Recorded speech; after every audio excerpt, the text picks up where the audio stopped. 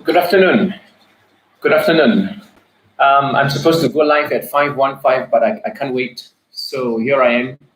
I'll speak slowly so that whoever happened to know that I will be online at 5:15 can join us. What's wrong with tourism? I've been a tourism teacher. I've been teaching tourism since 2005. And one of the things we sometimes talk about in the tourism classroom is the unethical side of tourism.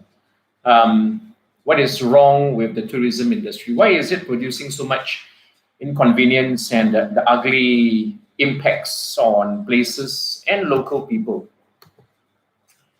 So I can name you places where local people have been inconvenienced by tourism, from Shimla to Bali to Venice to Barcelona, to Taipei or Taiwan.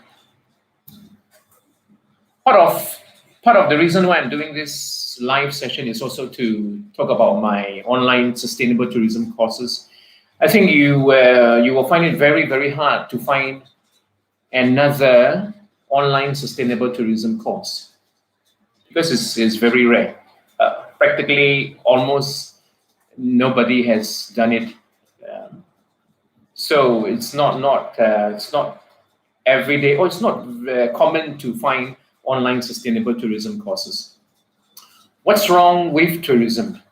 On the island of Bali, a case which I've shared countless of times with students in my tourism classes, that as tourism grew and grew on the island of Bali, where they kept developing resorts, golf courses, more hotels, and so it sucked away the groundwater. So the villagers on the island of Bali discovered that their wells were turning dry, so they have to walk for miles just to fetch clean water.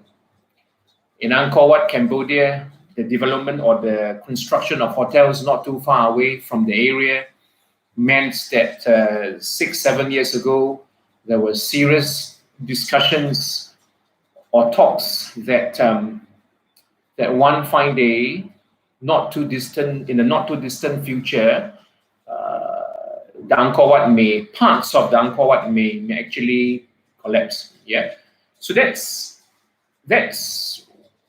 some of the things we often talk about that relates to the unethical side of tourism's growth.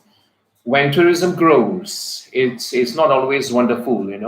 Sure, we have the incomes, revenues for the businesses, the employment, more people find jobs. But on the other side, things like what I just shared with you do happen. What's wrong with tourism? Sometimes it consumes resources which is being shared by local people. Sometimes it makes the construction of infrastructure and facilities, for example, means that some of the land has to be made use, has to be, some of the resources like land and water has to be sacrificed, and so that this often means a degradation in the quality of life of the local people. What's wrong with tourism in places where they have wildlife, mass tourism? The presence of so many tourists means that the flora and fauna suffers from decline. The loss of flora and fauna, and it has been shown in places from Uganda, mountain gorilla viewing, to places like Galapagos Islands, where there are endemic wildlife, where there is this transmission of diseases from humans to the animals. So these are just a few examples of what's wrong with tourism. It creates this inconvenience. It creates this inequity. When we talk about fair and not fair, why do local people have to suffer when tourism grows? So I beg your pardon, I couldn't wait for 5:15 to get too excited, so I decided to go live. So I'm not here to do a session on tourism. Yeah, you can You can watch out for our occasional workshops or sessions that we do. And we're also doing virtual tours. So if you like traveling virtually, which is something that is probably sort of closest to physical travel. We live in times where physical travel is not quite possible, so maybe traveling virtually is an option. I'll see you again when I decide to do live or on YouTube. See you soon. Yes.